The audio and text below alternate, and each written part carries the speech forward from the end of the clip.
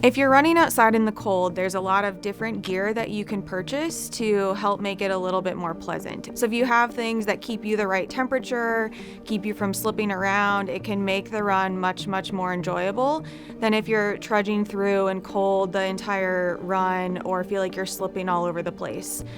When it's really snowy or icy, you can purchase extra spikes to put on the outside of your shoes so it kind of looks like this and it goes on your normal running shoe.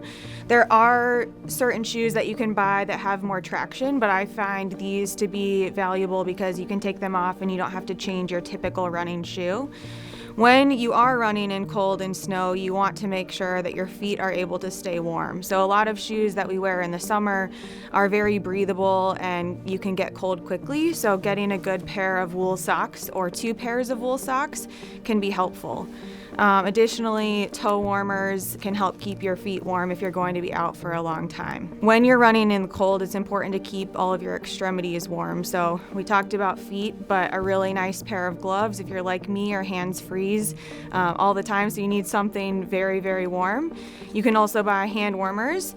And if you're going to spend a lot of time running in the cold, you might be able to invest in reusable hand warmers that you heat in the microwave and then can place inside your gloves to keep your hands warm if you're out on a cold day. Additionally, if you're going to be out in very cold temperatures like below 0 degrees Fahrenheit, it's important to keep everything covered. You don't want to get frostbite, so if it's below 0 Fahrenheit and the wind is over 15 miles an hour, then you're at risk of frostbite within 30 minutes.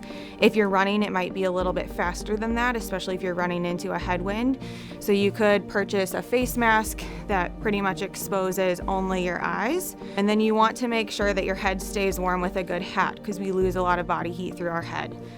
Additionally, you'll want to dress in layers. So a couple of different layers of tops and pants as well can be beneficial. You do want to make sure that you're not overdressed. So if you overdress and we have too warm of clothing and you get warm, you're gonna start to sweat and that will help cool you down. So if you're sweating and it's very cold, it's almost counterintuitive. So I usually tell people don't wear just like one big thick warm layer, rather wear a few thinner layers that you can take off if you do start to get warm.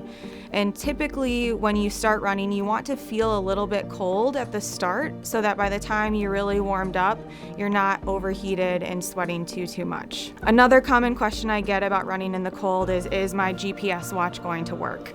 Typically I've found if it's close to you and it's covered with layers, it's going to continue to work, but you want to make sure that you have a big glove or something over there so you don't need to be constantly peeking at it so that it stays active during your entire run.